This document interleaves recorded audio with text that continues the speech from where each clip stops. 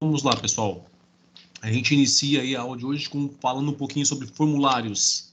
Então, a princípio, eu acredito que vocês já tenham visto diversos formulários aí, né, no dia a dia de vocês. Tanto aquele comum ali de papel, como os nossos mais recentes, que são formulários eletrônicos. Talvez sempre, mas não lembro de ter visto um formulário eletrônico. Se você tem um e-mail do Google, você preencheu um formulário eletrônico, né? Então, você já viu, já usou e talvez nem se deu conta disso. Então, segundo Oliveira, formulário é um documento que possui campos delineados para coleta e registro de dados e informações necessárias aos sistemas administrativos ou a sistemas administrativos. Bom, então assim, ó, basicamente nós temos dois tipos de campo, né? Os campos que são aqueles fixos, onde tem assim, ó, nome, e depois um campo editável, onde a gente insere o nosso nome, ou o nome de quem está sendo cadastrado no formulário, seja num site, seja num sistema de cadastro de uma empresa. Então, só para entender os tipos de campos que a gente tem, né? A gente fala dos fixos, são aqueles que têm os nomes, e aqueles que são ali variáveis onde a gente pode inserir informações. O Araújo diz que formulário ele é um documento que transporta dados e informações de uma pessoa ou de uma unidade para outra, e é a materialização do dado. Ou seja, né, quando a gente preenche, vamos pensar num formulário de papel aí, né, nosso comum aí, físico. O que acontece? Quando a gente preenche um formulário, e aí assim, ó, vamos imaginar formulário como uma ficha de trabalho, por exemplo. Quando alguém preenche uma ficha de trabalho, ele acaba preenchendo aquilo aí não para ele, mas para um outro departamento, né, para uma outra pessoa. Então, o que acontece? Ele registra isso lá no operacional, na parte, digamos, aí, produtiva da empresa, departamento de produção, mas essa informação acaba seguindo para outros departamentos, lá para o custo, pode ir para o PCP. Então, assim, ó, ele está preenchendo, mas quem vai utilizar esses dados que ele botou ali vai ser outros departamentos. Mas ali fala em dados e informações. Né? Nós conversamos que informação é o tratamento dos dados, ou seja, né, quando eles estão organizados de forma que possibilite a gente fazer algumas interpretações. E conversamos também que para fazer uso das informações é necessário aí ter conhecimento. Bom, vamos lá. Se a gente fosse tentar resumir isso, né, a ideia de formulários são instrumentos administrativos usados para a documentação do processo. Né? Isso seria uma forma mais simplificada da gente conceituar formulários aí. Tá? Qual é o objetivo de se criar um formulário, de se ter formulários, né? Então, vamos lá. Melhor utilização dos dados e informações no processo decisório. Alguém chegou aqui, vamos lá. Aí. Então, assim, ó, do momento que a gente tem informações registradas, esses dados que a gente consegue tratar eles, organizar eles para ter informação, a gente consegue estar aproveitando melhor as nossas tomadas de decisões, ou seja, a escolha em si, né? Gerenciar numa última instância, assim, numa análise mais simplória, seria basicamente tomar decisão, né? Quem faz a gestão de alguma coisa acaba fazendo o quê? Escolhendo entre uma opção ou outra. Então, basicamente, se a gente fosse falar na ideia de administrar ou na gestão de um departamento, de uma empresa, a gente basicamente está falando em tomadas de decisões. Então, o formulário ele vai nos dar informações para que esse processo decisório, que acontece em todos os níveis da empresa, seja balizado não pelo achismo, mas por informações que a gente tem aí do nosso dia a dia dentro da organização. Um exemplo disso, né? Eu preciso saber quanto que a gente produziu ontem. Talvez o encarregado diga, mais ou menos 100 peças, mais ou menos. Mas se a gente quiser esse dado, essa informação exata, a gente vai ter que pegar lá os formulários das ordens de produção que foram feitas nos dias de ontem, contabilizar eles, tratar os dados, contabilizar, e a gente vai ter, então, essa informação. E aí a gente vai saber, assim, se precisa contratar mais pessoas, trabalhar com hora extra, se reduzir a quantidade produzida. Então, a nossa informação vai ser tomada em cima de informações, né? Também a gente tem formulários aí para questão de exigências legais, ou seja, vamos imaginar que aconteceu algum tipo de acidente na empresa. É necessário preencher um documento que isso vai lá para o Ministério do Trabalho, registrando que que ocorreu um acidente, né? E quem foi que sofreu esse acidente, de que forma isso aconteceu, quem era o responsável lá pela segurança do trabalho e todas as outras informações. Ou seja, então, alguns documentos a gente preenche porque ele é obrigado, por força de lei. Outro formulário que foi preenchido por por um número bastante grande de brasileiros nesses últimos meses aí, né? Formulário de imposto de renda. Então, vem lá um programinha, desculpa, gente, vem um programa da Receita Federal, que nada mais é do que vários formulários onde você vai preenchendo as suas informações. Qual é a tua renda familiar, quanto você já pagou de imposto de renda esse ano, e no final a gente tem a informação, né? Quanto você tem a restituir ou a pagar. Então, são formulários que a gente preenche aí por causa dessa questão de exigências legais. Padronização das comunicações. Então, assim, ó, se a gente tem um formulário mais básico, vou pegar um bem simples aí, requisição de material. Eu acho que talvez a maioria de vocês aí já tenha visto aí, né? Formulário bem simplesinho que tem lá o nome da pessoa, o departamento em alguns casos, o que ela precisa. Vamos imaginar que ela está buscando lá uma resma de papel, né? Então está dizendo que a pessoa tal, do setor tal, está requerendo material para trabalho, nesse caso uma resma de papel, e ela vai buscar no almoxarifados ou no departamento de compras, mas para fazer essa retirada desse material, ela precisa justamente desse formulário de requisição de material. Para que isso? Para padronizar a comunicação, ou seja, eu sei que aquele formulário ali é específico para retirada de materiais, né? Então isso ajuda também nos próximos itens abaixo, que é ali, ó, armazenagem de dados e informações e controle. Imagina se a gente não tivesse agora um formulário de requisição. Como é que a gente ia saber, né, quem pegou o material, quanto material foi gasto, quanto material vai precisar comprar? Então, se a gente tem essas informações, a gente consegue ter aí controles mais apurados. Quanto a armazenar dados e informações, a gente já comentou, né? Acho que dispensa aí, tá? A gente está aprofundando um pouco mais esse item. Alteração no número de pessoal do administrativo. Quanto mais pessoas a gente tem trabalhando, mais a gente vai precisar de informações, de dados. E uma forma de fazer isso é através dos formulários, né? A ideia é que com esse nossa nova tecnologia, que a gente passe isso tudo para digital, mas ele continua sendo um formulário de qualquer jeito, tá? E o último item ali que é treinamento, né? Quando a gente tem aí, por exemplo, uma ordem de trabalho que tem que ser preenchida por um funcionário que trabalhou o dia todo numa máquina lá, produziu a quantidade X de peça, algumas dessas peças não foram aproveitadas, quanto ele utilizou de material para chegar nessa quantidade de peças, são informações necessárias. E quando a pessoa entra na empresa, ela precisa saber assim, ó, eu tenho que preencher isso aqui, e do momento que ela vê esse formulário, fica fácil para ela saber assim, ó, quais são os campos que ela tem que fornecer informação e o que ela precisa passar. Então, também é uma boa opção para treinamentos aí, né? Facilita muito o entendimento das pessoas quanto a qual resultado ela tem que devolver, né? E aqui ele fala um pouquinho de alguns requisitos. Então, o primeiro dele, criar atitude mental favorável. O que seria isso, né? Imagina que você precisa confeccionar um formulário. Hoje a gente tem aí sites que permitem fazer isso. Em alguns casos, quando tu ainda vai fazer ele físico, que manda para gráfica, muitas vezes você tem que fazer um esboço do que se quer para criar esse formulário.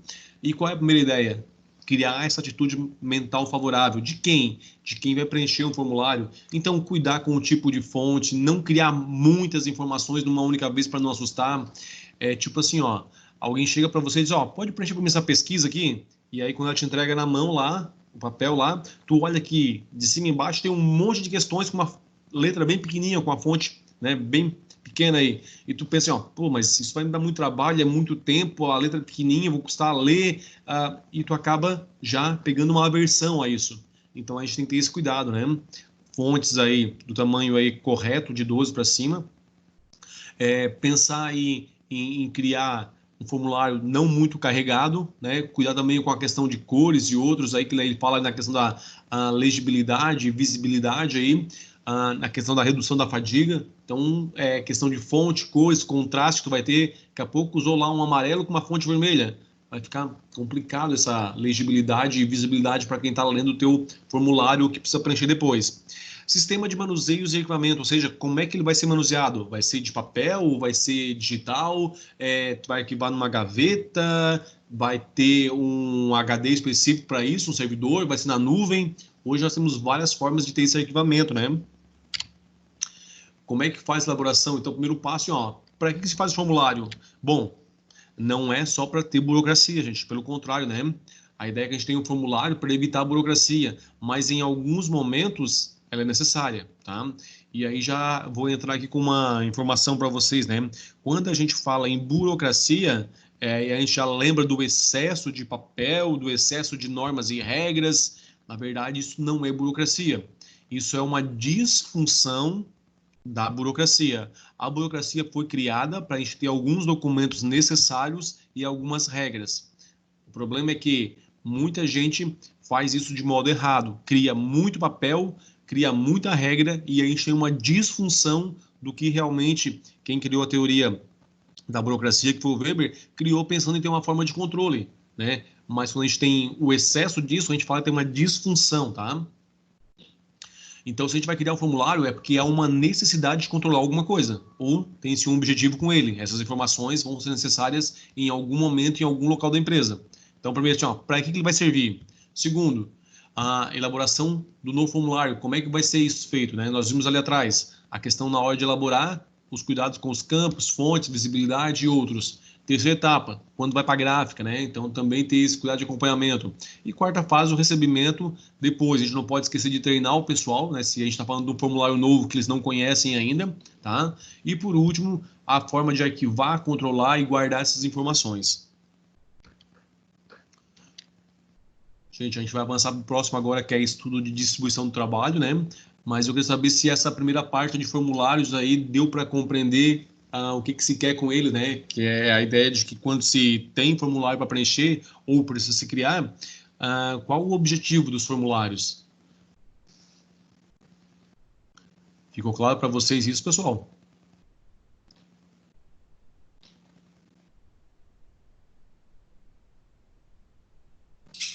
Ficou. Certo. Então, só para a gente fazer aqui no final uma síntese, né, da ideia de formulários, sempre que a gente for pensar no porquê dos formulários, a gente tem que lembrar do objetivo final dele. Para que ele serve? Se for para requisição de material, né, ele tem que ter os campos lá, talvez tenha que ter código do produto, talvez tenha que ter a assinatura do supervisor, que vai liberar para pegar ou não, para a gente ter um controle mais apurado. Então, eu tenho que se pensar assim, ó, qual é o objetivo final do meu formulário? E aí levar em considerações todos os itens que foram comentados, né? Onde é que vai ser guardado, quem que vai controlar isso, de que forma vai acontecer o manuseio dele, tá? Bom, agora falando um pouquinho sobre estudo e distribuição do trabalho. Vamos lá. A gente, quando fala em QDT, que é quadro distributivo de trabalho, a gente está falando aí na questão de estar compreendendo de que forma o trabalho que é feito numa empresa ele é dividido. A gente vê muitas pessoas trabalhando, mas será que algumas trabalham mais do que as outras? Como é que a gente pode estar medindo isso? Como é que a gente pode estar verificando se realmente essa disparidade de trabalho acontece? Então vamos lá, né? Ele diz que o estudo da distribuição do trabalho pode ser entendido como uma função do processo administrativo, isto é, o agrupamento de atividades necessárias para a consecução dos objetivos da empresa. Então, basicamente, eu tenho uma função aí que é de controle, nesse caso, né? A gente lembra das funções administrativas, e nesse caso a gente está se referindo ao controle. E se a gente vai verificar como é que está o trabalho distribuído, a gente vai fazer isso para quê? Para tentar balancear, né? Ou seja, para tentar equalizar a quantidade de trabalho para cada um dos colaboradores que a gente tem. Então vamos lá. Quando que ele deve ser realizado? Quando se cria uma empresa ou uma unidade organizacional. Tá? É interessante que a gente faça isso, né? Embora muitas vezes isso não é realizado, mas para entender assim, ó, que eu posso ter pessoas que vão fazer as mesmas atividades que outras pessoas estão fazendo e ainda mais algumas, né? Então essa pessoa vai estar trabalhando mais do que as outras. Quando se altera o trabalho que já é realizado. Então, houve uma mudança interna na organização, entrou mais pessoas, foi feito aí a junção de um ou dois departamentos, então acabou se alterando aí a estrutura de como o trabalho era realizado, e automaticamente a gente precisa saber agora como é que ficou isso, né? Como é que ficou a distribuição disso, então. Depois, quando se busca aí, né, racionalizar esse trabalho realizado, ou seja, eu quero racionalizar, deixar ele só realmente o que é necessário. Talvez tenha algumas coisas que estão sendo feitas que não precisariam ser realizadas, e a gente quer fazer esse racionalização do trabalho aí nessa associação e deixar isso realmente de acordo com a quantidade necessária. Quais são os objetivos? Distribuir de forma balanceada. O quê? O trabalho de cada um. Redistribuir de forma criteriosa e racional, ou seja, quando é aqueles casos que a gente tem a junção de departamentos aí ou de pessoas novas numa seção, num órgão aí, a gente fazer a redistribuição disso, né? E ainda funcionar como um instrumento de estudo. Para quê? Para que quando for fazer algum levantamento sobre aquele departamento, a gente sabe assim, quais são as funções que são feitas e quem é responsável por fazê-las. Fase das análises, né? Então, o primeiro passo, listar quais são as tarefas que são feitas de forma individual, sem perguntar quem faz, né? Mas a função que cada um executa. Depois, com a listagem pronta aí, a gente vai pegar essas atividades e verificar se tudo isso faz parte daquela unidade, porque pode acontecer que algumas atividades são feitas que não pertencem àquele setor, né? Aí teriam que ser excluídas e ficar apenas realmente as atividades que são daquela unidade. Elaboração do quadro de descrição do trabalho, nosso QDT, é a última etapa. Então, primeiro eu vou buscar quais são as tarefas, depois verificar dentro da unidade que tarefa, quais pessoas estão fazendo uma listagem aí, e aí eu já vou verificar, para no final montar o quadro. Tá? Daqui a pouquinho, já na sequência, a gente tem o quadro aí, fica mais fácil de tá entendendo ele quando a gente visualiza isso.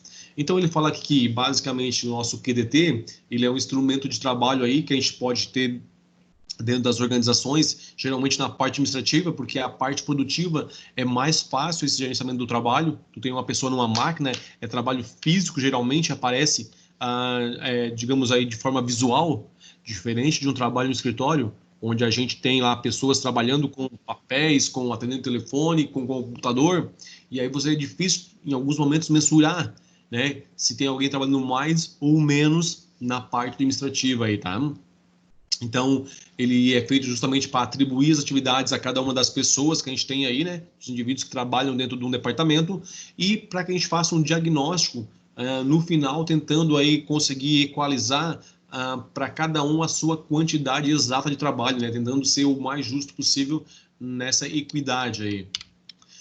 Então, aqui o formulário para buscar informações, né? Eu vou pegar a tarefa e a quantidade de tarefas que tem e quanto tempo é gasto e qual a frequência. Ou seja, isso é feito uma vez por dia e se gasta meia hora para fazer isso. Né? Por exemplo, assim, vamos lá, chegar de manhã e conferir os e-mails. Eu gasto 15 minutinhos. Né? Então, qual é a frequência? Eu faço uma vez de manhã e uma vez no início da tarde. Né? Ou 2 vezes de manhã, ali no início, 10 horas, às 8 e às 10, e depois à tarde, ali, à 1h30 e às 3. Então, eu tenho tempos para fazer isso, toda hora lá, abrindo e-mail e voltando, abrindo e voltando. Então, eu já tenho tempo para fazer isso, né? E também a frequência, eu gasto geralmente 10 minutinhos para fazer isso e faço aí, então, 4 vezes num expediente, tá?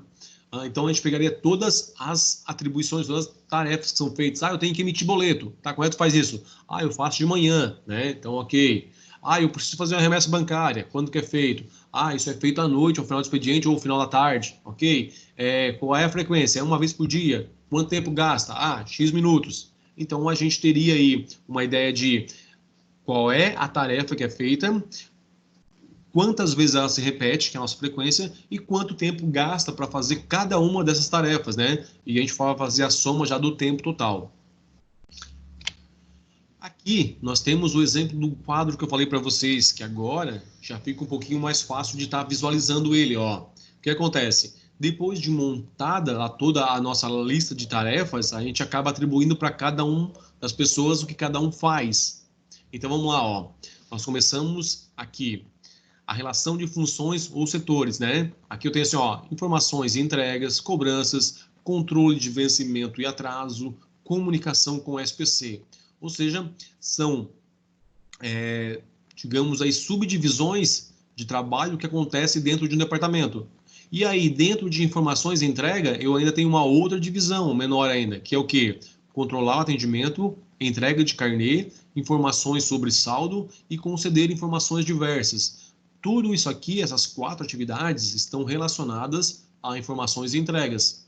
E aí, assim, então aqui já temos digamos, a função, temos as atividades e aqui agora nós temos os colaboradores, os funcionários. Para evitar qualquer tipo de problema, a gente não coloca o nome do colaborador, identifica ele através de letras aqui ou, e se não caso não for muito grande, também pode ser através de números, tá? Mas é mais comum através de letras. Aí eu tenho, por exemplo, ó, o funcionário A, o que ele faz? Ele controla atendimento, o B também faz isso, o C, o D, o E e o F não fazem, né? E o número de horas por atividade. Então aqui nós temos aqui 25 horas, pensando que nesse caso de trabalhando aqui com horas, atividades, mês, tá? Aí depois, a atividade de entregar carnê, que ainda é informações e entregas. Nós temos lá o funcionário B, D e E, que fazem essas atividades aqui e gastam aí 30 horas. Vamos lá. Seguindo, aí nós temos informações sobre saldo, também os mesmos respectivos colaboradores que fazem. Conceder informações, todos eles, exceto o F, realizam essa atividade. E assim a gente vai passando na cobrança, no controle, vencimentos e atrasos, na comunicação com o SPC, a gente vai vendo quem é que vai fazendo essa função e quanto tempo se gasta. Ao final, aqui embaixo, a gente tem a quantidade de hora gasta por cada um dos nossos colaboradores, cada um dos funcionários.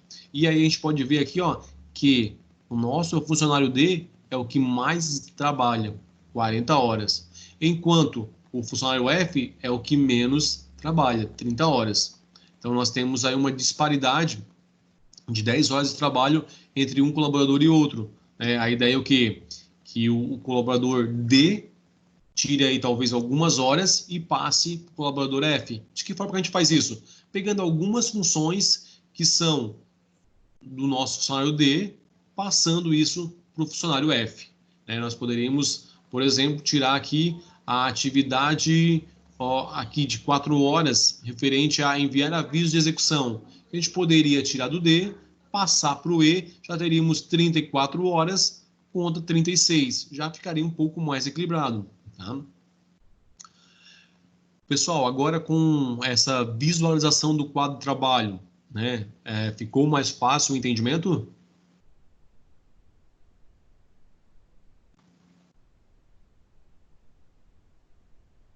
Ficou.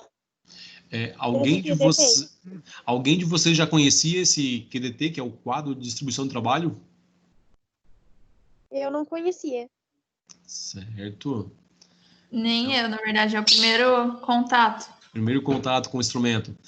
Isso é uma forma da gente estar mensurando, principalmente na questão administrativa, né? Porque vejam, que são funções administrativas. E aí fica aquele caso, né? Quando a gente passa na mesa de alguém lá e vê uma pilha de papel, a pessoa com o telefone na mão, ali passando o mouse no e-mail, mas como essa pessoa trabalha, né? Necessariamente não, né? Talvez o e-mail que está respondendo é pessoal, o telefonema talvez seja para casa, e o papel está ali porque ele não está trabalhando, acabou acumulando. Então é muito difícil, dentro do setor administrativo, tu mensurar a quantidade de trabalho que é feito por cada funcionário. Aí para isso surgiu esse instrumento, né? Que é o QDT, quadro de distribuição de trabalho ou quadro distributivo de trabalho. Tá? Então a gente tem essa ferramenta aí que com isso consegue ajudar a gente aí a compreender um pouquinho melhor tanto quais atividades que são feitas, né? E aí a que tipo de funções ela pertence, quem faz e o tempo gasto. E aí a gente consegue aqui na parte de baixo ter uma ideia de horas gastas aí por funcionário. Ok, vamos então seguindo. A gente vai falar um pouquinho agora sobre arranjo físico ou layout, né? Provavelmente essa palavra layout vocês já ouviram, não especificamente relacionado a esse arranjo físico, mas layout aí de folhas, layout de desenho, de uma outra coisa, vocês já ouviram a palavra. Aqui nós estamos falando layout na origem dele mesmo, né? Que é a ideia de arranjo físico, ou seja, como que a estrutura, máquinas e pessoas estão dispostas dentro de uma empresa, dentro de uma instituição. Então, mas assim, ó, o layout de sala de aula, por exemplo, que é uma coisa aí que todo mundo já vivenciou. Geralmente, qual é o layout? Nós temos carteiras enfileiradas, né, onde um aluno fica atrás do outro aí, com um espaço na frente até o quadro onde fica o professor. Esse é o layout da sala, é o arranjo físico dela. Tá? Então, a gente vai ver isso para organizações aí, para empresas, organizações, instituições. Então, primeiro, alguns conceitos básicos, né? Então, ele fala assim, ó, definir arranjo físico é decidir onde colocar todas as instalações, máquinas, equipamento e pessoal da produção. Depois, determina a maneira segundo qual os recursos transformados, e aí entra materiais, informações e clientes, fluem pela operação. Ou seja, nós temos aí uma estrutura física, né? E a gente precisa arranjar móveis, máquinas, equipamentos, pessoas, tudo isso para que a gente tenha uma fluidez melhor do nosso trabalho. Ah, mas, professor, tá, até vejo isso aí que é interessante dentro de uma empresa, mas outro lugar não, né? Pessoal, layout ele é aplicável em qualquer lugar. Por exemplo, vamos pegar num escritório, e quando eu falo escritório, não é só de empresa, né? É qualquer aí, digamos, local que presta serviço. Vamos imaginar assim, ó, um laboratório de exame clínico, né? De exames clínicos aí. O que acontece? O que eu tenho que pensar em layout? As salas reservadas para fazer coleta de exames, um balcão para atendimento, uma área reservada para o pessoal esperar, que mais? Um local talvez estratégico para colocar a impressora, que vai ser de uso comum se a gente tiver aí 3, 4 atendentes ao mesmo tempo. Então, assim, ó, são o tipo de informação que a gente precisa estudar antes de fato, ou deveria, né, estudar antes de fato de realmente partir para ação. Partir, eu já comprei a impressora, vamos colocar aqui, vamos dividir a sala e vamos colocar a mesinha ali. Não deveria ser dessa forma. Eu deveria estudar assim, por onde que as pessoas vão passar, se a impressora vai ser compartilhada, qual é o local melhor para colocar ela, como é que fica melhor para a gente ter mais privacidade para as pessoas que vão fazer exame, ou seja, toda uma preocupação pensada para o cliente, né? E para as pessoas que vão estar trabalhando no dia a dia ali.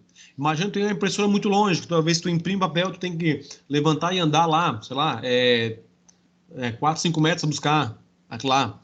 Então, assim, tu acaba perdendo algum tempo de trabalho que poderia ser aplicado ou usado de forma mais eficiente. Então, por isso, essa ideia da gente entender um pouquinho sobre layout e arranjo físico. Quais são as condições necessárias para que a gente faça esse estudo de layout aí? Então, sempre que houver demora no desenvolvimento dos trabalhos, ou seja, se as coisas não estão fluindo como era de se esperar, né, ou como era desejado, a gente vai pegar e vai verificar o porquê que está acontecendo. Uma das possibilidades é que seja justamente esse layout aí colocado de forma incorreta, né, ou estruturado de forma incorreta. Concentração de pessoas e formulário. Quando a gente tem muitas pessoas trabalhando no local pequeno também, a gente tem que ter a preocupação, né? E aí, aqui, volta a aparecer os formulários, né? Quando eu tenho muito formulário tramitando de um lado para o outro, também tenho que pensar nessa estrutura de layout. Quando o fluxo de trabalho, ele se torna inadequado, ou seja, estava indo bem, mas agora tem mais pessoas ou tem mais equipamento e já não está mais funcionando. A gente precisa rever isso, tá? Quando a projeção espacial é inadequada, ou seja, daqui a pouco a gente fez uma sala, botou alguns móveis na frente da janela, trancou e a iluminação ficou prejudicada, a ventilação não funciona como deveria para ter uma sala bem arejada, ou seja, a gente acaba aí sofrendo porque a gente não conseguiu antecipadamente estar analisando e fazendo um estudo prévio. E quando a gente fala em estudo, pessoal, não é necessariamente pegar livro e ficar em cima dos livros, né? Nesse caso do estudo, olhar para a nossa estrutura, geralmente através de uma planta baixa aí, ou pelo menos do desenho da sala, do local que a gente vai fazer, e pensar, peraí, se eu colocar um balcão aqui de atendimento, o que vai acontecer? Não fica legal porque não fica de frente com a porta, ou porque fica muito oculto, e as pessoas vão ter dificuldade de achar, encontrar as informações. Se eu colocar aqui essa estante vai atrapalhar um pouquinho a visibilidade, vai perder luminosidade, e a gente vai ter que trabalhar o tempo todo com luz acesa. Então, algumas coisas a gente tem que priorizar, né? Iluminação, ventilação, acesso fácil aí das pessoas, tanto dos clientes quanto dos funcionários, ao que a gente precisa de equipamento e informações.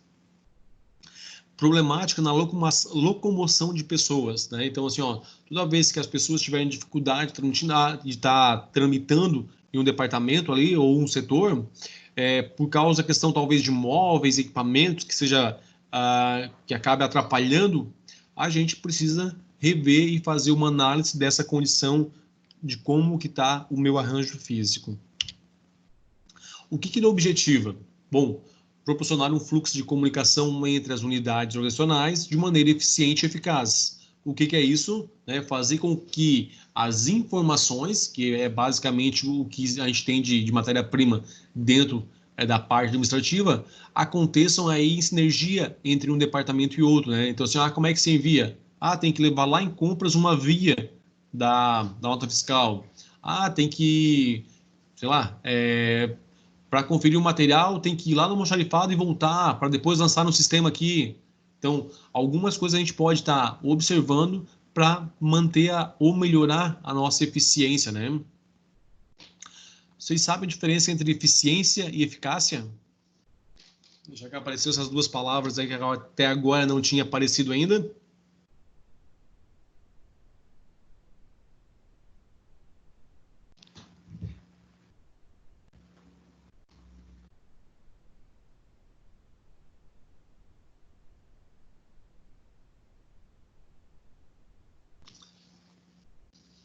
Ninguém aí? Então vamos lá, pessoal. Eficiência e eficácia, né? A eficiência está ligado ao resultado, né? Enquanto a eficácia está ligada ao objetivo. Então, você é ou não eficaz, né? Então, alcançou ou não o objetivo proposto. Eficiente, quando você alcança o objetivo, né? Ok, você foi eficaz. Quando você consegue alcançar o objetivo e fazer isso num tempo menor, com um gasto menor, a gente está sendo mais eficiente. Então, eficaz em relação ao objetivo e eficiência em relação aos resultados. Melhor utilização das áreas. Melhor utilização da área disponível da empresa. Então, assim, quando a gente acaba modelando ou estruturando aí um departamento, uma sala em si, a gente espera que a gente consiga fazer o melhor aproveitamento desse espaço, né? Então, é o que objetivo o nosso layout aí. Tornar o fluxo de trabalho eficiente. Aqui já comentamos. Proporcionar a facilidade de coordenação. Ou seja, imagina que a gente precisa ter alguém aí como supervisor. A ideia é fazer uma sala isolada para ele, né? Não. A ideia é que do local que ele esteja, ele consiga visualizar todo o departamento para poder facilitar essa coordenação das atividades. Proporcionar situação favorável a clientes e visitantes. Então, isso também é fácil de entender. E ter flexibilidade em casos de modificações nas tecnologias dos processos. Então, mudou por algum motivo lá o tamanho da impressora, a forma que o processo era executado era manual e agora passa a ser através do sistema. Então, nesses casos, a gente aí vai tentar sempre priorizar pela melhoria do nosso ambiente. Ter um clima favorável para o trabalho e aumento da produtividade. Então, acredito que isso seja fácil de compreender, né? Quanto melhor o nosso espaço de trabalho, melhor vai ser o nosso rendimento, né, produtivo aí. Claro que não depende só disso, né? Mas se a gente levar em conta que a gente está trabalhando em um local onde toda a parte de layout é comprometida, assim como o clima também não é bom, a gente acaba perdendo em produtividade. Etapas de um processo de arranjo físico. Então lá, levantamento da situação atual. É aquele passo, né? Como a gente comentou lá na primeira aula que a gente teve ali. A ideia, a gente parte do estudo, do levantamento das informações. Em cima disso, a gente monta todas as nossas parte do nosso diagnóstico através desse levantamento de informações e acaba apresentando aí propostas de alterações, tá? Então, nesse caso do arranjo físico, a gente faz o estudo do local e considera o quê? A planta baixa, o espaço disponível, as vias de acesso, que são portas e janelas, os pontos de localização, né? Preço por metro quadrado, quando for compra ou locação, mas também isso aqui não vem muito ao caso aqui, mas é que se a gente aluga um espaço e a gente vai precisar aí um espaço talvez menor do que aquele que a gente alugou, talvez a gente esteja gastando aí sem necessidade, tá? Estudo das divisões, móveis e equipamentos, considerando os seguintes aspectos: formato e amplitude das salas e as aparências e ambiente proporcional. Tá? Aqui é básico, né? Quando a gente fala em aparência do ambiente ali, a gente fala em imóveis que sejam entre aspas, combinando com o outro, necessariamente não somente no aspecto físico, mas talvez em relação à altura, a questão da postura que as pessoas que vão estar utilizando, tudo isso aí tem que ser pensado. Então, aqui um exemplo, né? Ó, nós temos ali um salão de beleza, onde nós temos a recepção, tem lá o estoque, a manicure, o corte, pintura e a questão de estética. Então, nós temos uma separação das atividades aí em cada uma das salas aí, né? Então, foi feita uma estrutura, né? Pensando onde é que ficaria cada um dos serviços que são prestados por esse salão de beleza. E aí, né, o que a gente observa aqui?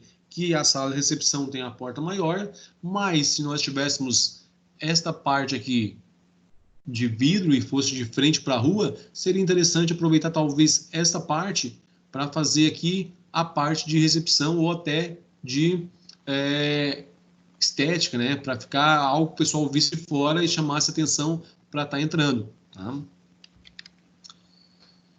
Aqui são as etapas, então o levantamento dos fluxos das atividades, como é que elas acontecem, para onde que elas vão, quem realmente é a pessoa que faz essa atividade, e isso acaba impactando no fluxo de trabalho, o estudo do uso de máquinas e equipamentos, né, o que precisa usar, o tipo de tomada que vai ser usada, se precisa ou não acesso à internet, tudo isso aí são coisas simples, mas quando vai se montar uma estrutura, por exemplo, que a gente usou como exemplo de salão de beleza, eu tenho que pensar, né, ó, aqui precisa de um ponto de luz, aqui precisa de um ponto de água, e tudo isso aí faz parte do nosso arranjo físico.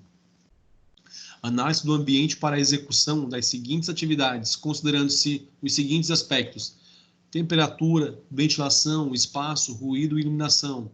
Ou seja, eu tenho que entender que essas variáveis acabam também impactando aí no resultado dos nossos trabalhos, né, ou do trabalho dos nossos colaboradores. Então vamos lá, ó, se tem um local onde a temperatura não ajuda, é muito quente, tem pouca ventilação, o espaço é apertado, tem barulho e a iluminação é deficiente, nós temos digamos aí, um ambiente propício para que a produtividade seja baixa e que a gente tenha aí, né, automaticamente funcionários aí com pouca motivação de trabalhar, né? Preparação da lista de checagem e preparação de miniaturas de móveis e equipamentos. Pessoal, essa miniatura hoje não é muito usada porque com a evolução da tecnologia, nós temos programas de computadores que fazem isso, né? O próprio Google tem o SketchUp ali, que é um programa que pode usar ali, acho que 30 dias de forma gratuita, para estar criando layouts, planta baixa, colocando móveis, sem falar que o pessoal que trabalha com produção de móveis também tem programas específicos deles lá, tudo em 3D, que consegue mostrar como é que ficaria, considerando a distância de cada móvel, de cada equipamento, né? Então, tudo isso é possível fazer. Quando a gente não tinha isso, se fazia miniaturas aí, ou pelo menos se fazia uma maquetezinha básica com a proporção, né, aí em centímetros para metros, dos objetos e das máquinas que estariam ali dentro, para ver se era possível ter lá um fluxo adequado, se seria possível modificar o tipo de layout ou a estrutura, né, como era feito. Quais são os princípios do estudo? Então, as unidades organizacionais que têm funções similares relacionadas devem estar perto uma da outra, né? Para quê? Para redução da distância do transporte.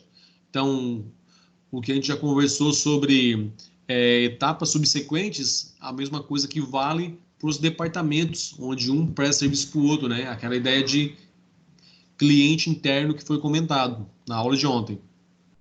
Então, a ideia, se eu estou prestando um serviço para um outro departamento, se ele ficar muito longe do meu, a gente vai perder um tempo grande aí só andando e levando formulário, relatório ou o mesmo produto, se for físico aí, tá? Então, a ideia é que se eu tenho atividades que são complementares, uma esteja próxima da outra aí para a gente dar sequência nisso, né? Os padrões de espaço devem ser adequados às necessidades do trabalho e do conforto dos funcionários, lotados na unidade organizacional. Pessoal, lotados são colocados, não quer dizer que ela está cheia, tá? Não é lotado no sentido de estar todo ocupado, né? Assim, todos os espaços específicos, mas sim estão ligados àquela unidade organizacional, aquele setor, trabalham ali, tá? Ok. Encerramos também a parte de arranjo físico, né? Que é o nosso layout aí. Acredito que não é uma coisa tão complicada assim, porque é fácil de entender o que a gente está propondo com isso, que é basicamente olhar o nosso espaço, a nossa estrutura física e identificar qual a melhor forma de disponibilizar tudo que a gente precisa para aquele departamento, para aquele setor, ou né, para aquela unidade de negócio que a gente tá iniciando ou remodelando ela. Então, basicamente, fica fácil de compreender o que se precisa. Tá? A gente entra agora na questão do benchmarking. Tá? Benchmarking é uma forma de a gente estar buscando aí a melhoria nos nossos processos. Então, ela, na verdade, é um instrumento administrativo como os outros, é uma ferramenta gerencial, né, como a gente comentou, que seria a ideia da aula de hoje. E para que ele serve? Basicamente, para eu buscar marcas de referência. Né? Já o próprio benchmarking é isso, né? Se a gente fosse dividir aqui a palavra benchmarking, seria marca de referência. O que eu quero dizer com isso, né? Que a gente estaria observando aí empresas ou instituições, organizações no nosso ramo, geralmente, né, no mesmo segmento, que por algum motivo são referências, digamos, aí no mercado. Então, porque eles entregam, vamos imaginar assim, ó, talvez a gente deixe de comprar no material de construção para comprar em outro, porque tu sabe que aquilo lá tem uma entrega melhor. Não é nem questão do preço, mas a entrega dele, né? Ela é pontual, ela sempre, ou ele antecipa a entrega até, né? Diferente de outro que tu compra, ele promete para entregar e espera um dia, 2, 3 aí para fazer a entrega. Então, por que isso acontece? Não é porque ele quer, é porque provavelmente a forma de organização dele está errada, né? Então, ele tem muitos pedidos e não dá conta de fazer as entregas. Só que isso, na verdade, é um problema de organização, de gerenciamento das atividades do processo de entrega. Vamos por partes aqui, ó. Tipos de benchmark, né? Interno.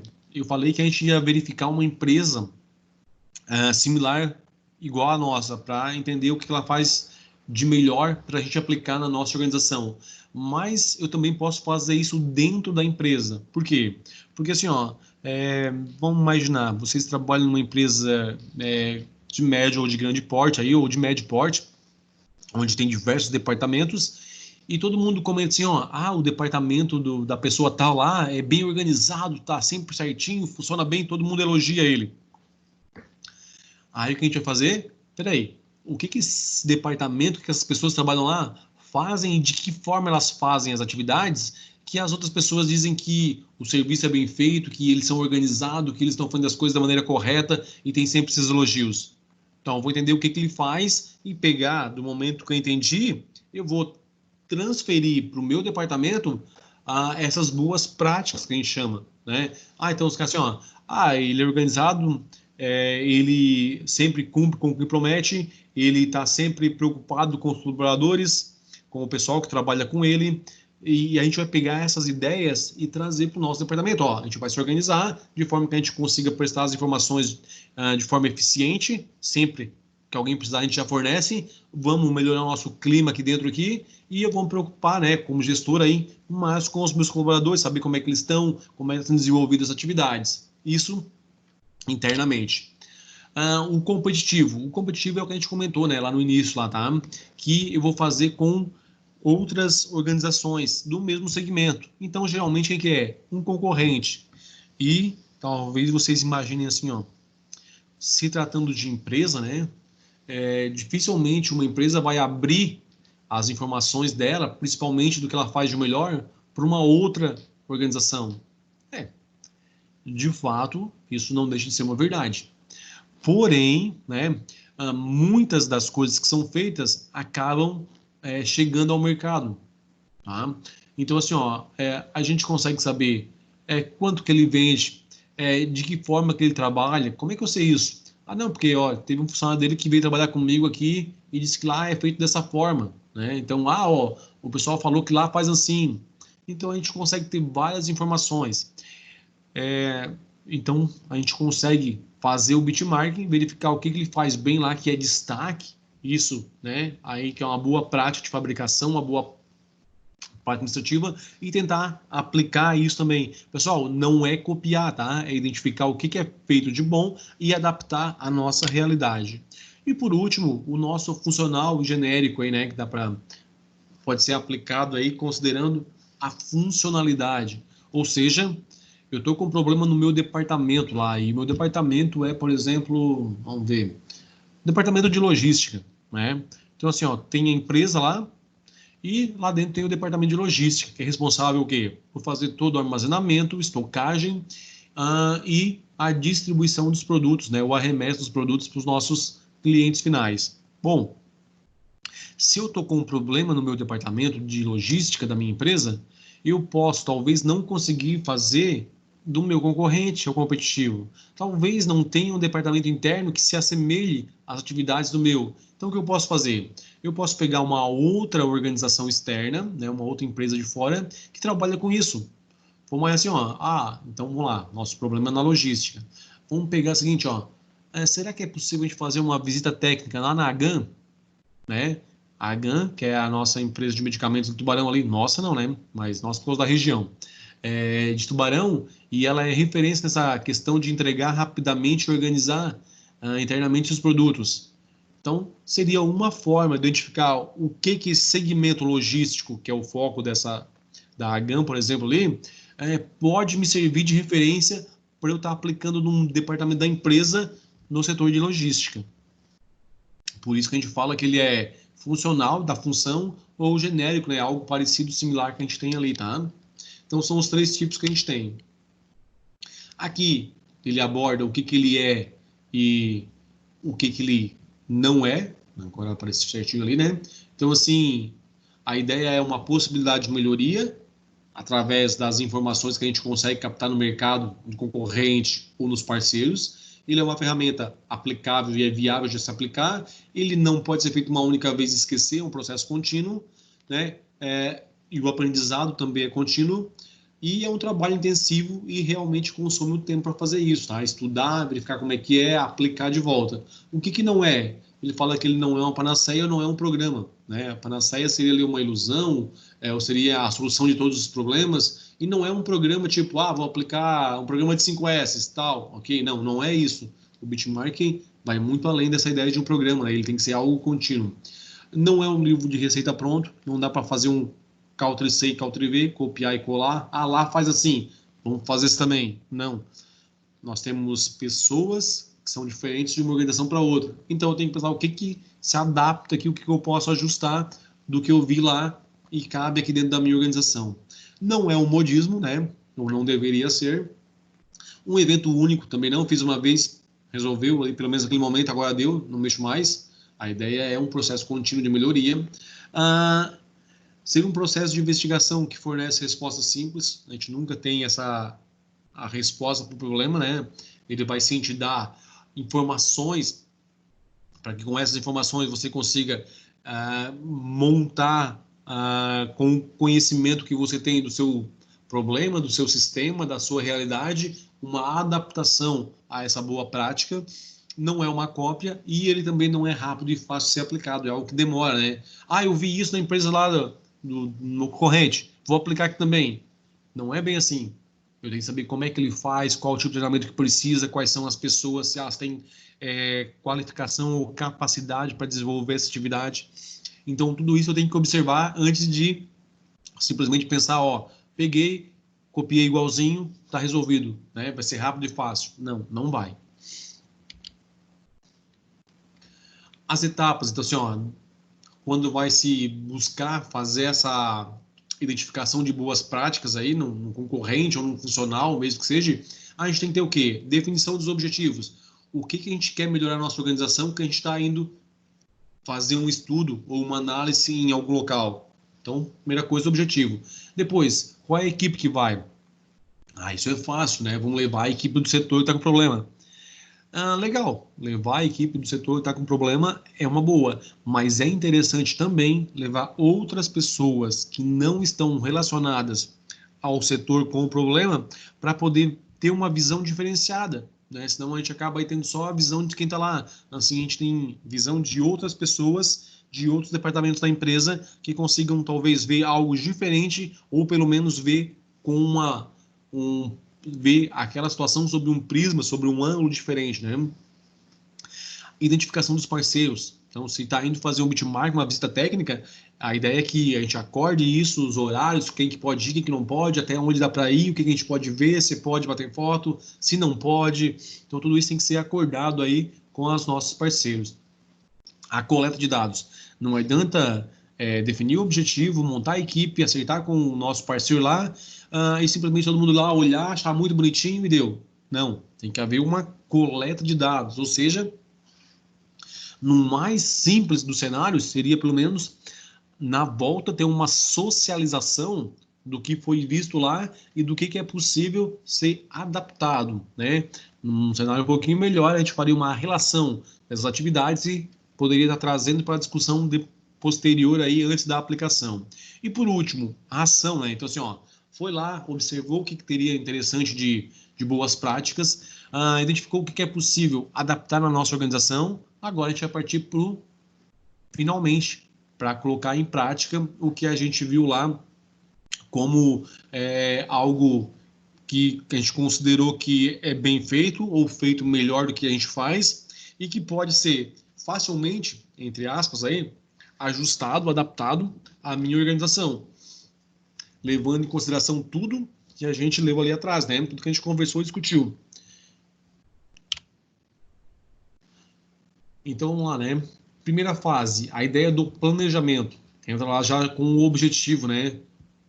Qual é a empresa que é marca de referência? Quem que a gente vai observar? Então, a gente começa fazendo o planejamento antes de sair por aí. Vamos pegar fulano de tal lá e vamos lá. Não, a gente tem que realmente ver se o que ela faz é ou não referência, tá, gente? Para depois acertar com ela, marcar horário, visita técnica e verificar o que pode ser feito e o que não pode. Depois, a questão da análise. Qual é a falha de desempenho que se tem, né? O que falta melhorar, o que precisa necessariamente ser melhorado aí? Projetar futuros níveis de desempenho, ou seja, se não está bom, qual que seria um nível aceitável ou desejável de desempenho que se quer?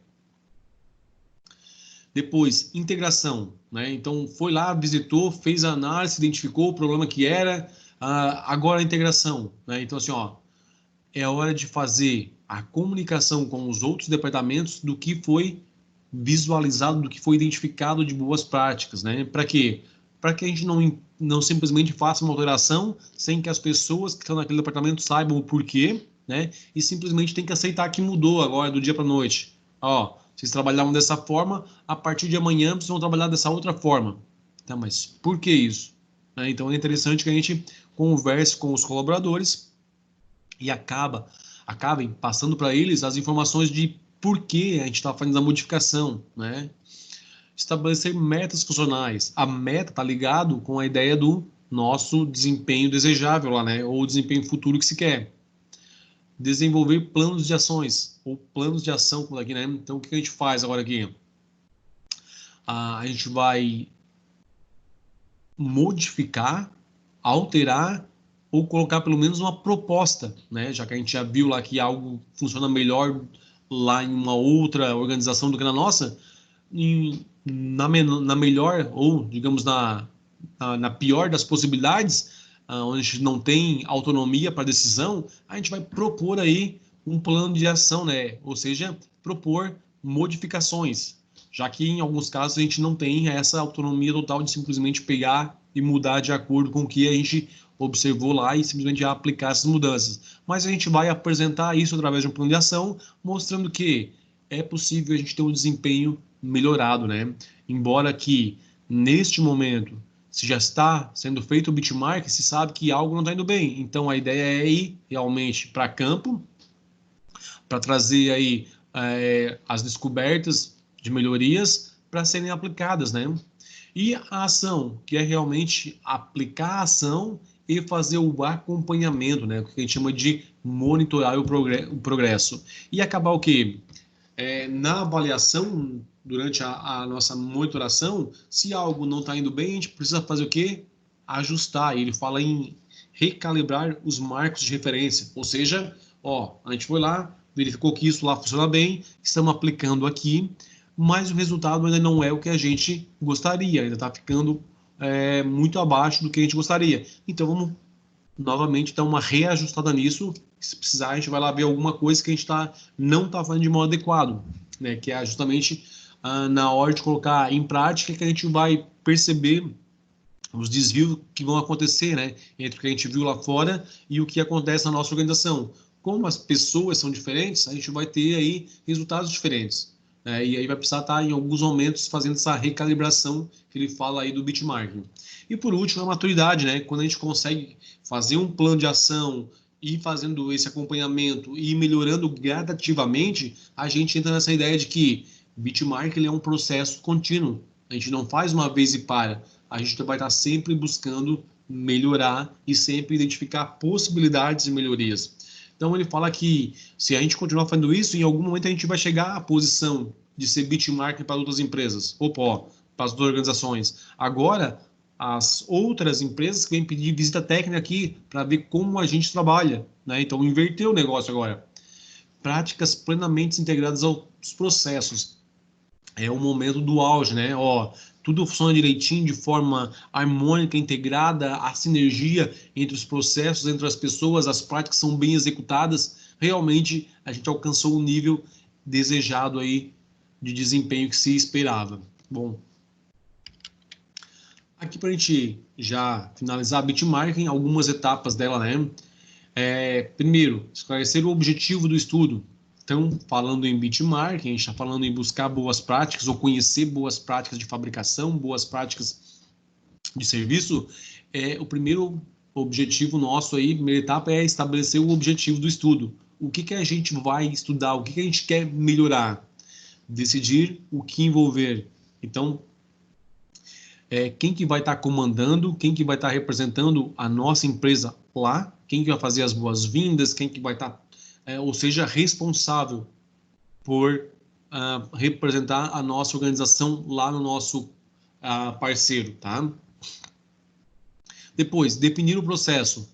Então, o que é isso, né? Como vai ser feito lá, o que cada pessoa da equipe vai fazer, qual que é a ideia, o que se quer de volta com isso, para que na volta a gente tenha aí uma socialização e uma integração do que foi visto lá na outra organização, naquela que a gente foi visualizar, com os colegas de trabalho.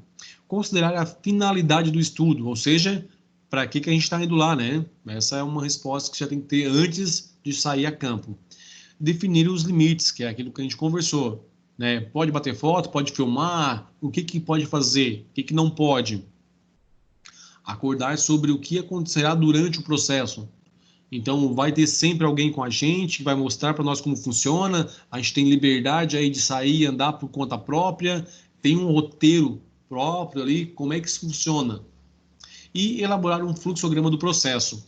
Essa é uma forma, digamos aí, um pouco mais elaborada de a gente entender como as coisas foram feitas. Então, eu consigo mapear o processo que a gente observou lá na empresa referência e trazer isso para a minha organização de um modo bem claro, né? Por quê? Porque eu consigo ter as etapas uma a uma e aí a gente cai lá no fluxograma onde que é os processos de decisão. Como é que isso acontece lá? Né? O que ele usa para decidir que é diferente do nosso? Então, se eu tenho um fluxograma do meu processo e consigo fazer o mapeamento do fluxograma dessa empresa que é referência, quando eu coloco os dois lado a lado ali, eu consigo ter uma comparação clara da diferença das etapas e das atividades do processo. E isso possibilita que a gente faça aí talvez melhorias, redução de tempo e outros, né? Pessoal, também aí finalizamos o Bitmark, né? Acho que é uma ferramenta, talvez, acredito que vocês também não conheciam aí, é nova para vocês, mas é algo fácil, pelo menos, de entender na teoria, né? Como falou ali, ele é um pouco complicado de aplicar, porque depende de parceiros, depende de equipe, mas é fácil de entender qual é a finalidade do benchmarking e por que seria interessante fazer, né? Assim, estou com um problema de desempenho, quero melhorar. Quem que é bom nesse tipo de processo que eu estou com problema? Ah, é a empresa tal. Consigo fazer uma visita técnica? Ah, consigo, né? Eu abro aqui, pode vir aqui e a gente explica como é que a gente trabalha. E depois a gente volta e tenta ver o que é possível de estar adaptando aí e mudando dentro dos nossos processos. Nosso último item da noite aqui é reengenharia, tá, pessoal? E o que a gente tem aqui em reengenharia? Esse é um dos processos que a gente, ou uma das ferramentas de processos, que a gente costuma dizer que é a última cartada, né? Ou seja, tu tentou tudo que deu anteriormente, tu tentou layout, fez um quadro de trabalho, verificou benchmark com outras empresas, fez o possível aí até agora, mas não teve resultado de acordo com o que se queria. O que se pode fazer nesse caso? Um processo de reengenharia. Vamos ver o que é isso? Nós temos aqui um conceito de assim, reengenharia. Ele consiste no repensar e redesenhar radicalmente as práticas e processos nucleares da organização. Opa, vamos lá, vamos por partes aqui. Então, o que acontece? Eu vou mudar radicalmente a forma como os processos, né, aconteciam na minha organização. O processo são as nossas práticas, né? Então, o que a gente vai fazer? Vai mudar a forma como a gente executava e vai trocar, vai mudar, vai alterar. E isso de forma radical. Não é assim, não. Hoje a gente já preencheu um formulário a mais, ou tu vai ter que fazer só isso aqui. Não, é um redesenho, é uma mudança de forma radical mesmo, né? Vamos lá, nós paramos ali. O desenvolvimento de novos produtos. Então, eu posso estar pensando em colocar novos produtos no meu mix de produção aí. A cultura organizacional, né? O que é cultura organizacional? É o modo como a empresa atua, né? Ou seja, é basicamente o modo dela, deixa eu passar para vocês a cultura do jeito mais simples possível aí, é a filosofia como ela trabalha, né? Então vamos ver cultura. Deixa eu tentar colocar num exemplo para vocês do que é cultura. Não é necessariamente, não são as normas e regras, tá? Pelo contrário, é algo que não está escrito, que é informal aí, mas que é adotado por postura da organização. Então vamos lá, vocês já trabalharam em algum lugar que você chegou lá e perguntou pro colega assim, no primeiro mês de trabalho, tá, quanto é que tu ganha? E a pessoa te respondeu, olha, aqui ninguém comenta sobre salário. Ou seja, em nenhum local da empresa, em nenhum registro, fala que é proibido falar sobre salário. Mas tu já entendeu que é um modo de agir, é o modo operante da empresa de ninguém comentar sobre salário. Então, a cultura nessa organização é basicamente isso, ou seja, é a postura, é a filosofia que ela adotou. Peraí, aqui os colaboradores não perguntam salário para ninguém, né? Então, essa é a nossa cultura, tá? A resposta às encomendas, ou seja, a gente teve um pedido novo ou um cliente novo, alguma coisa mudou aí e a gente tem que dar o jeito de se refazer, se remodelar, entre outras coisas, né? A fim de aumentar a produtividade através da redução do custo e do aumento do grau de satisfação do meu cliente final. Então, se eu tentei de tudo até agora e não consegui ter um bom desempenho, o que eu vou fazer? Eu vou parar, vou fazer uma intervenção nesse processo e vou modificar ele de forma drástica, né? Por que de forma drástica? Porque talvez a gente mude totalmente a forma de organização da produção, por exemplo, tá? Então, há uma alteração bastante grande na forma de trabalhar. Por isso que eu comentei com vocês, ele é uma das últimas sugestões que a gente tem aí, né, de aplicação. Por quê? Porque por mais que a gente tenha um processo que talvez o resultado não seja o mais adequado, o mais esperado, mas a gente sabe o resultado que está saindo no final. Quando você faz uma mudança por completo, a gente não sabe qual é o resultado. Talvez a gente mudou as marcas dos lugares, a forma de fazer, trocou pessoas e tal, e o resultado foi pior do que antes. E aí? Então, assim, tem que ter um cuidado bastante grande, né? Claro que não é qualquer um que vai usar a reengenharia aí nos processos, mas só para a gente ter conhecimento e pensar, né? Por que geralmente é a última coisa que a gente vai fazer? Porque até então se tinha um resultado. Agora, com a mudança, talvez o resultado seja pior do que antes. E aí, a gente gastou tempo, gastou recursos para conseguir um resultado pior do que o anterior. E aí não é interessante. Quais são as necessidades que levam uma organização a estar aplicando a reengenharia? Então vamos lá, né? Vamos pegar ali redução na cota de mercado, 6%. Então, acabou reduzindo as nossas vendas aí, então foi ou foi pelo menos 6% aí das respostas que a gente teve nessa pesquisa aí. Não cumprimento de prazo nas entregas, a gente tem aí 4%.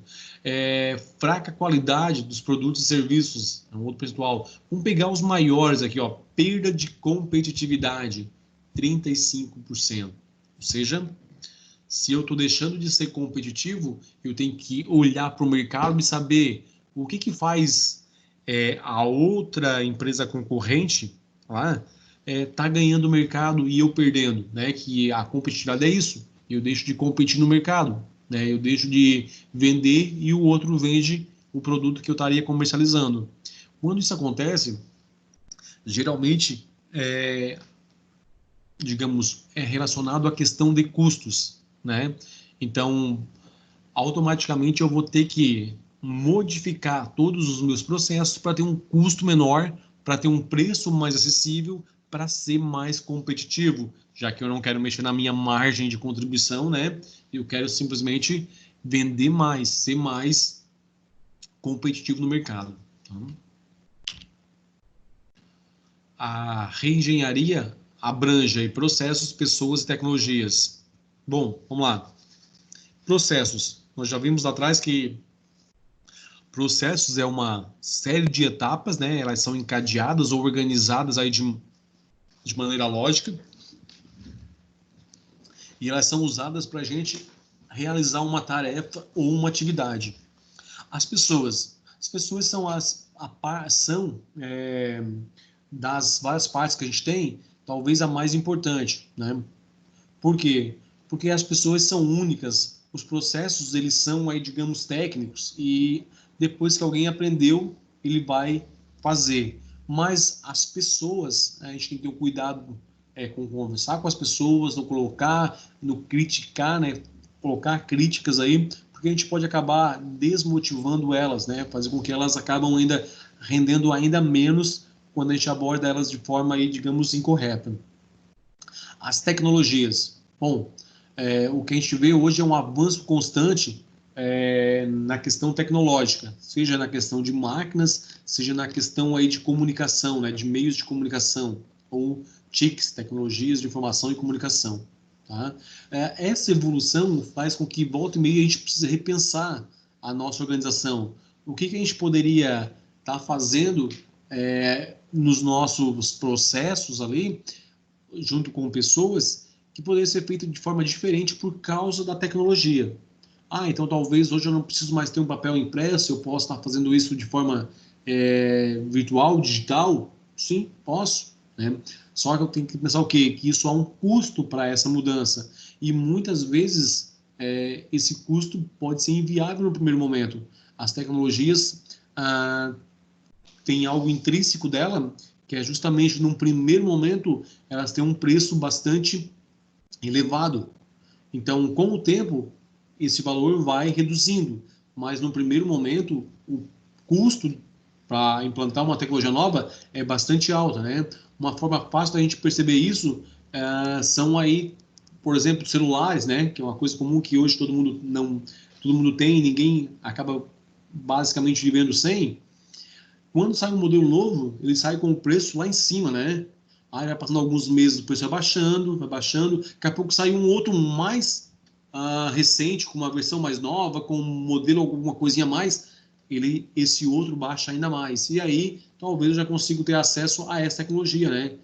Não é a última, não é a mais atual, mas é a que possibilita, ou que tem possibilidades de a organização estar obtendo.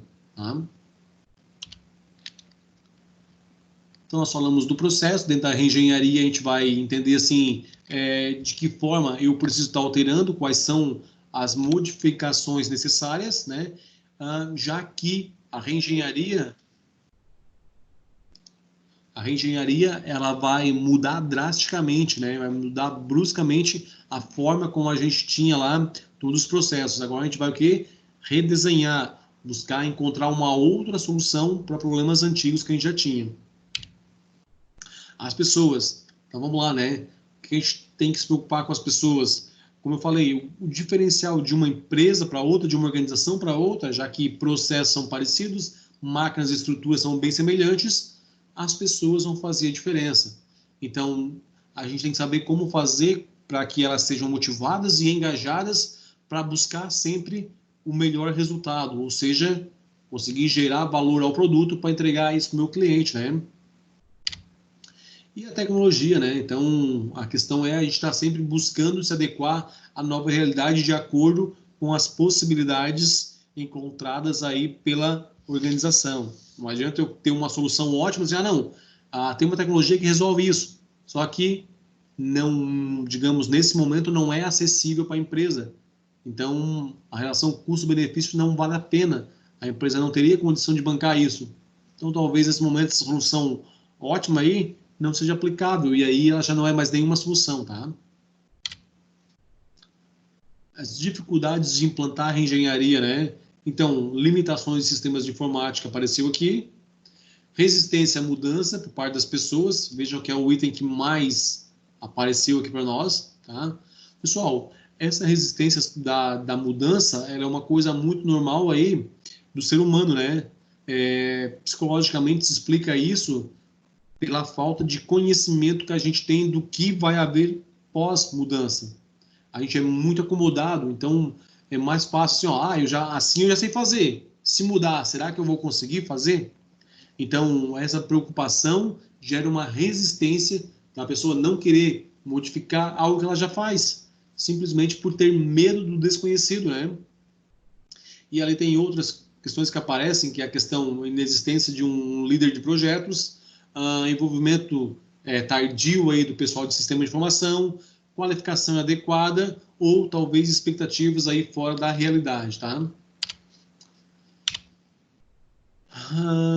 Pessoal, era isso aí que a gente tinha para finalizar. A gente conseguiu dar conta aí do que a gente tinha planejado para abordar com vocês, né? Conseguimos ter aí em 3 aulas uma visão geral de organização, sistemas e métodos. Conseguimos entender formas de representações gráficas, que seria o nosso fluxograma e o organograma. Conseguimos ter conhecimento de algumas ferramentas aí, gerenciais que são possíveis de ser aplicadas dentro das organizações, visando a ideia de organização, sistemas e métodos, que é melhoria de processos, aumento do desempenho e minimização dos custos aí. Então, é um apanhado assim bem sucinto, né? Foi feita uma síntese aí de todo o material que a gente usa numa, digamos, uma disciplina normal, na cadeia de OSM que a gente tem aí, mas deu para vocês terem uma visão assim geral de toda a disciplina nesse, digamos aí, curto espaço de tempo que a gente teve para apresentar isso para vocês. Queria saber se ficou alguma dúvida quanto a esse conteúdo de hoje aí, se vocês têm algum questionamento, críticas.